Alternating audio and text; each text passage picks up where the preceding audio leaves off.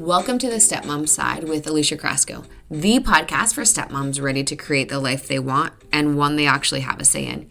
Here we talk all things stepmom life and just a little bit more. Leave the superficial conversations at the door and get ready for perspective shifts and actionable advice to help you on your way to creating the life you want, one step at a time. Hey, welcome back to the Stepmom Side Podcast. Before we get into this, I want to give you a little story. So I have kind of felt like unsettled over this summer because my daughter has been sleeping in my office, and I have been recording like either in there when she's awake and like not in there, and that works, or I have been recording in our basement like now because it's nighttime and she's in bed. My husband is putting her to bed, and so I've just felt unsettled because I'm like, you're in my space. So we've decided that she's moving into my office permanently, and I'm going to take her bedroom, which is great because her bedroom is freaking massive. However, it faces west, so it just gets really hot in there, like during the summer. Hence the reason that she's been sleeping in my office. There is a bed in there because we utilize it for a guest bedroom whenever we have guests. But I sat down to record this podcast episode, and I have Apple stuff, and I typically record on Zoom, like if I'm with someone, like a guest speaker. If I'm solo recording like I am right now, sometimes I record on Zoom. I don't always do it.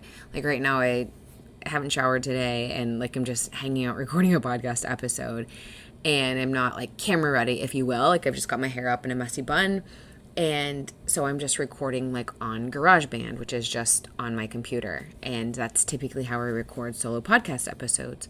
Well, guess what? I sat down to record this, and it won't launch, and it won't launch, and it won't launch, and I'm like, oh my gosh, what am I going to do? Okay, well, worst case scenario, I can record in Zoom and then just upload it that without like all of the intro and like outro stuff, like big deal, like who cares? Because honestly, like sometimes I just skip through, let me be honest with you. A lot of times, most of the time, I just skip through all of the intros on podcasts because I already know what they're going to say. And you probably do it too. Like, no shame because, hi, welcome, same. But I'm like, this is not recording. So I, did, dear Google, how do I fix this? And it was like, oh yeah, restart your computer. Well, I had already done that. And then it was like, oh, do this, that, and the other. And so I tried something different and it finally worked. But I was like, oh my gosh, I was sweating it because I enjoy doing the podcast. And so when it wasn't working, I was like, oh my gosh, yikes. But here we are. If you're listening to this, it worked. And we are working. We are good. We are good. So let's get back to this podcast episode. Because here on the Stepmom Side Podcast, this is where we tackle topics that are all of like the hard-hitting ones for stepmoms. And you've seen this title, so you know that it's all about navigating the challenges that come with having in-laws that stay close to the ex. That's really freaking hard. So let's dive into that. It's one of the trickier aspects of stepfamily life, dealing with in-laws who maintain a relationship with the ex. And if you're feeling like the outsider in your own family because of this dynamic, let me just tell you, lean in, you're not alone. We're going to break it down and figure out how to navigate these challenges. And so here's the reality. And this sucked because I had to learn this the hard way. And like telling you, duh, of course, like duh. But the reality is as the stepmom, you don't get to decide who has a relationship with who. Like I tell you that and you're like, well, duh, of course, right? But you would like to control that, right? So we need to understand our boundaries. Like your role doesn't include deciding who your partner's family gets to have a relationship with, including your stepkids' mom. Like this can feel like a loss of control, but it's the reality, the harsh reality of being in a blended family. And here's why it's hard. It feels like you're excluded, if you will. Like when the ex is so close with a family, it can stir up jealousy, insecurity, frustration, maybe even a little bit of competition. And it's hard not to feel like you're not enough when others still maintain a relationship with her. right? It feels like, oh, well, they're choosing that person over me and I'm just here. Here's why it's hard. You feel like you're excluded. It's so easy to feel jealousy, insecurity, frustration, or even like a little bit of a competition when your stepkid's mom is still close to the family. And it's hard not to feel like you're not enough when others still connect with her, because it's like, okay, well, if I was insert whatever enough, and sometimes the reasons like can be so trivial, like, oh, if I was prettier, or if I was smarter, or if I kept a better house, or if I was a better cook, or if I insert whatever, they would be friends with me, or they would have a relationship with me and not her. And it's not that at all. Like, we'll get into it, but it's not that at all. And it's hard not to feel like you're not enough, especially when they do connect with her. So here's like the bigger picture. Your in-laws or your soon-to-be in-laws have a history with her, and in some cases feel like it's important to maintain that relationship for the sake of the kids and family unity. I know that second part like sucks, but like for the sake of the kids. But this is a huge but, this doesn't diminish your place or importance. So let me just give you like a real life example. In our dynamic, my stepkid's mom did a lot of the communicating with my in-laws about school events or sports events or extracurricular activities or, what was going on or navigating holidays or whatever. My husband travels for work and was in the military. He's now retired, and so he was deployed. And so she had a very close relationship with them. And so did a lot of the communication with them. So for me to come in and just expect that like that communication stops now that I'm in the picture isn't realistic. I mean, would any stepmom like that to be the case? Yes. Is that reality? Absolutely not. Because you don't just get to say that relationship is over. They had a relationship for years and years and years. And who am I to come in and just say, no more. You guys can't have this relationship anymore because I'm in the picture now. So let's move on to like what that assumption means. So let's just challenge that assumption. It doesn't mean that they don't like you. Like if your in-laws maintain a relationship with the ex, it doesn't mean that they don't like you. It might be a misunderstanding. Just because they are close with the ex doesn't mean they automatically dislike you or they don't want you in their lives. It's a matter of family dynamics and history. And I think that this one was like the hardest part for me to like get through my thick head. Like I just talked about, like there's years and years and years of it, but it's also like the dynamic of the situation. Like this is what they've been doing for years. They've been communicating with my stepkid's mom for years about all of the things. And kind of like when you come in, like the best way I can describe it is like when you come in and your stepkids expect or know like a certain routine or, lack thereof or whatever, and you come in and you try to do something different and they're like, that's not how this goes. And there's a lot of pushback, there's a lot of friction, there's a lot of tension. It's kind of the same thing. So you might not like that there is this dynamic at play, but the reality of the situation is there is this dynamic at play. And there's also this history, kind of like you're coming into the middle of like your stepkids' story. You're also coming into the middle of like your in-laws story. Like they are accustomed to, this other person being there, whether they like her or not, but this other person in that dynamic at play. And there's all of this history. And so just to expect like it's just going to be wiped doesn't really like bode well, but it's also not realistic.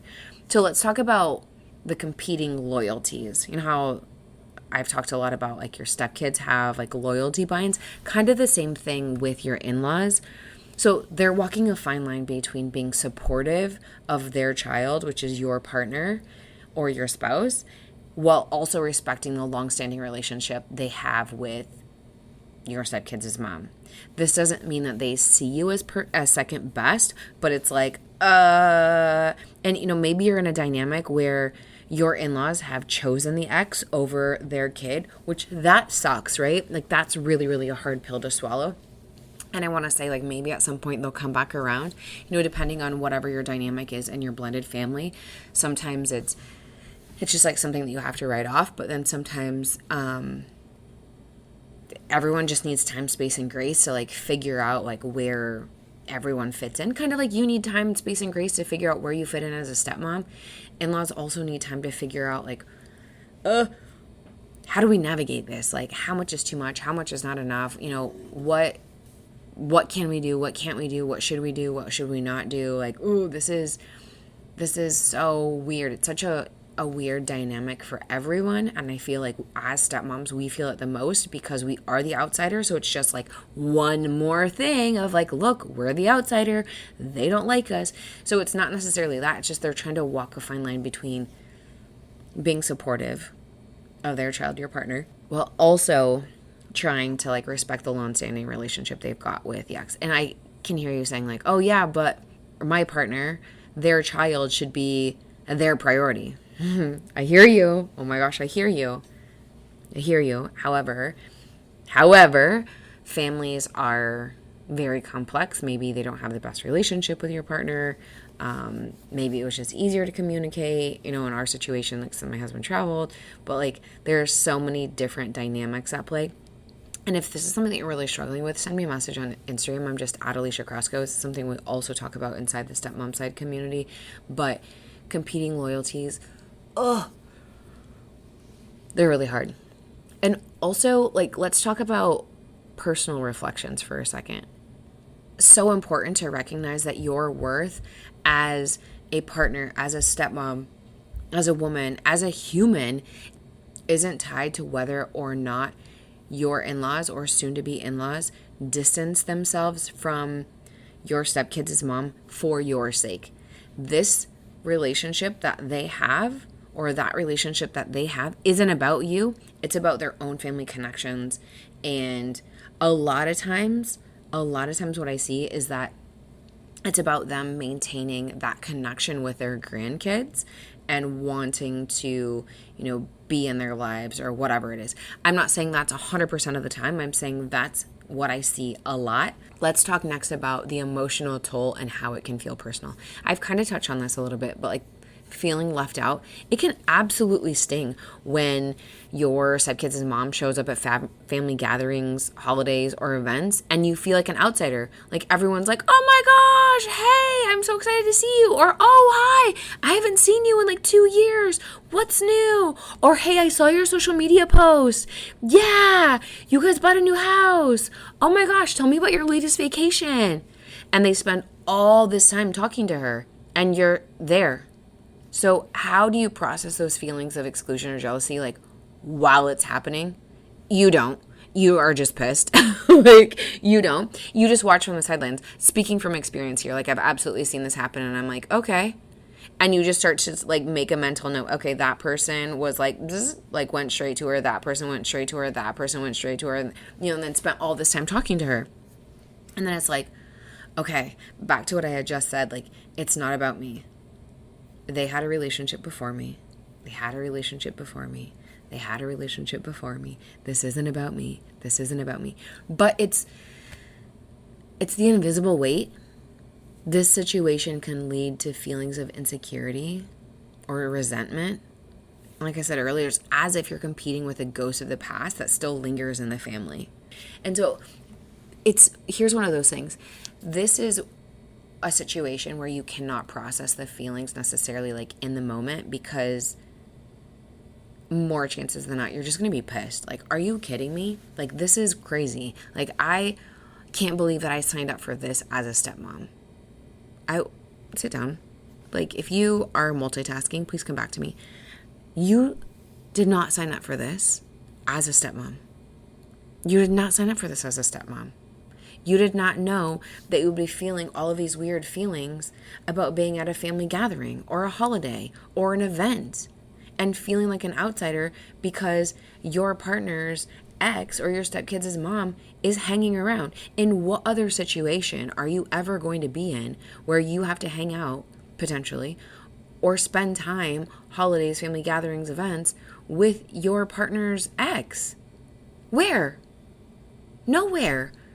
This role as a stepmom is so freaking hard. It's not you. It's really freaking hard. So it feels like you're competing. It feels like you have all of these emotions bubbling up because you have all of these emotions bubbling up. That's completely normal. I had all of those emotions too. So let's talk about emotional management. It's tough to stay emotionally grounded when you're dealing with these situations, especially when you can't control the family's interaction with her. You want to just stand there, like ice stare them out or shoot daggers or lasers and like put a barrier between them and her and control like who they can or can't talk to. No, you can't. You cannot. And I feel like you must be a stepmom if you're like a control freak. It's like one of those things like, oh, you're trying to control everything. Here, I'm going to introduce you to somebody that's got kids and we're going to see how you do. Oh, it's terrible. You hate not having control? Congratulations. Welcome. Learn to fix it. And you're like, ugh, this is the worst part, right? So how do you stay emotionally grounded like during this? You can, if this is the first time it's happened, welcome. But if this is something that you know is going to like regularly happen, this is a conversation to have with your partner. I would say this. Hey, honey, babe, whatever you call your partner. I know that I'm just going to use a sporting event. I know that we have a sporting event coming up, and I know that the kids' mom is going to be there. And I know that your parent or whoever is going to sit and talk to her or whatever it is. And it makes me feel sorts of weird. Like I feel jealous or I feel insecure or I feel like it's a competition or whatever. I don't need you to fix it. Here's what I would like from you. I would like you to put your arm around me or just put your hand on the small of my back or maybe hold my hand or sit closer to me or, give me random kisses or whatever it is or say nice things to me, whatever it is. And here's something that I think that we're really terrible at as stepmoms is asking for what we need because you don't want to feel like an inconvenience or you don't want to feel like you're being needy or you are not confident or whatever it is, right? Like you've got your own whatever in your head of like why you don't say to your partner, hey, can you give me the reassurance? For whatever reason, that word is so hard to like tumble out of our mouth. Like I need the reassurance that we're good. And I'll tell you this, it's not going to be like this forever. It is not going to be like this forever.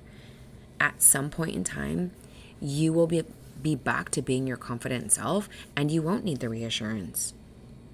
And it will be okay. And you can say that to your partner, like just for the time being, like I don't know why this is so weird, but I don't know why I'm struggling with this, but I'm struggling with it. Can you just insert whatever it is that's going to make you feel comfortable?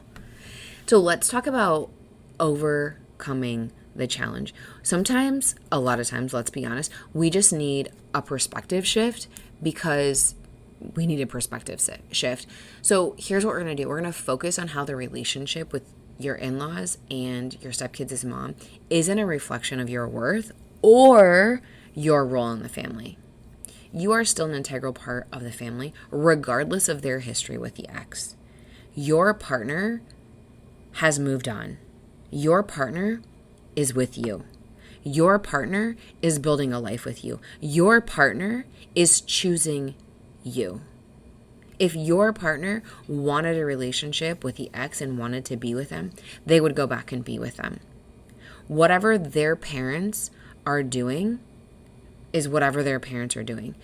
Your partner cannot control what their parents are doing. The end, plain and simple. So don't be pissed at your partner for things that their parents are doing because he can't control it. He's not them. He also can't dictate what they do.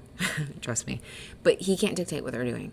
So you are focusing on how your relationship with your partner is the thing to be with. And the relationship that your in-laws have with your stepkids' mom isn't a reflection of your worth. It's not a reflection of your role in the family. You're good. You are so good. And then let's talk about healthy communication with your partner. So I've already talked about this, right? The importance of communicating your feelings with your partner. You don't need to feel like you're competing with their family's relationship with the ex, but you should still express how it makes you feel. Again, you can do like what I said earlier. Here, I just need a little bit of reassurance. I will tell you this. Your partner will never, this is a promise, will never get what you're going through. Will never completely understand what you're going through. You want to know why? Because your partner's not a stepmom. That's why. So yes, you can communicate to them. I would be cautious on like telling them everything, because once you say things, you can't unsay them. But they're not going to get it. So if you're like, hey, I think, you should say something and it makes me feel this and that, they're not going to get it. That's why in the previous thing that I had said to you, like, I don't expect you to fix this. I just need you to understand that, like, I need a little bit of reassurance right now. Same thing with this. Like, it feels like they're choosing me or her over me. Not that that's what they're saying or what they're doing, but it just feels like that. Here's how you can reassure me. That reassurance word is really, really freaking hard. Create boundaries that work. Find balance in how to navigate family gatherings and interactions. It's okay to establish your own boundaries, especially around sensitive topics or events. Maybe, previously your partner and, your stepkids' mom would go to events and they would be there the whole time. And that doesn't work for you because it feels weird. So maybe you guys go like later and like you leave earlier, or you go early and you leave early. Maybe you go late and you leave late, depending on how it's going. Or maybe you guys come up with a code word of like, hey, if I'm feeling insert whatever, uncomfortable, jealous, it could just be if I'm feeling weird. That's what I would say. If I'm feeling weird, here's the word I'm going to use, or here's the signal I'm going to give you. That sounds ridiculous, but I promise you it works. Having like a code or having some sort of secret communication between the two of you just to communicate like, hey, I need reassurance, because in the heat of the moment, sometimes it feels so weird to be like, hey, can you give me some reassurance? That's what I really need right now. No, you're pissed. And you're going to be like, the only reason why I'm in this situation is because of you. That's probably what's running through your head. Or I can't believe that I'm here. This is so dumb. Blah, blah, all of the things. So have your own boundaries, have your own code language, have your own like secret language. It doesn't necessarily have to be code, but like just like a secret language or a secret signal around sensitive topics or events. That doesn't make you weird. It doesn't make you a bad person. It makes you human. Like these are such hard, tricky situations to navigate. And sometimes you struggle. Sometimes you stumble. Sometimes you have a really hard time. And sometimes you want to like run and hide. It's frustrating. We can also focus on building our own relationship with our in-laws. And maybe you're like, I don't want to. I don't trust them. I don't insert whatever. I get that and I understand that. But if you can develop your own personal relationship with your in-laws separate from the ex, you can show them who you are outside of your stepmom role. You can bond with them outside of being a stepmom. Maybe your mother-in-law likes to knit or cross stitch or crochet or paint or garden, or maybe she's active and, is into walking or, working out or whatever it is. You can bond with her or your father-in-law outside of stepmom life. And maybe things are contentious, or maybe there's a lot of tension between you guys and the other house, and it's like, everything that's being said to your in-laws is getting repeated, or that everything that's being said to the ex is being like relayed back to your in-laws and that's being used against you. Like there's so many different dynamics, right? You can focus on building your relationship with your in-laws outside of being a stepmom. And lastly on this part, like I just want to talk about self-care and a little bit of perspective. Take care of your emotional health by setting aside space for self-care. Understand that you cannot control others' relationship, but you can control your response to them. So self-care might look like you and your partner drive separately to events. maybe they want to stay the whole time. Maybe they feel cool with that and it doesn't bother them. And you're okay with them staying and you just want to be able to leave early. Or maybe you've got another event that you're going to and you need to have that outlet. So you're like, let's drive separately. But here's the thing. If you decide to drive separately and you're going to go home and be at your house by yourself and maybe like take a hot shower, maybe you're going to paint, maybe you're going to get a workout, and whatever it is that you're going to be doing, what you're not going to be doing is moping or being pissed at your partner that they stayed when you guys had already agreed on that prior to. And you know what? Sometimes if your situation with your in-laws is not good, like really not good, sometimes you need to step back. Sometimes you need to say, hey, you know what? Things aren't going well. I'm going to take a step back. I'm not going to events. I'm not going to be around them. I'm not going to insert whatever it is. And maybe you need a little bit of a space. And that's okay.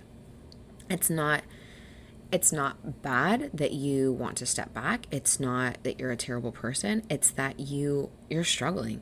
And again, it doesn't have to be like this forever. If it is, it is. If it isn't, great. But this is one of those things that's going to take you time to navigate. And I will tell you this, like in my own personal story, I really, really struggled with this.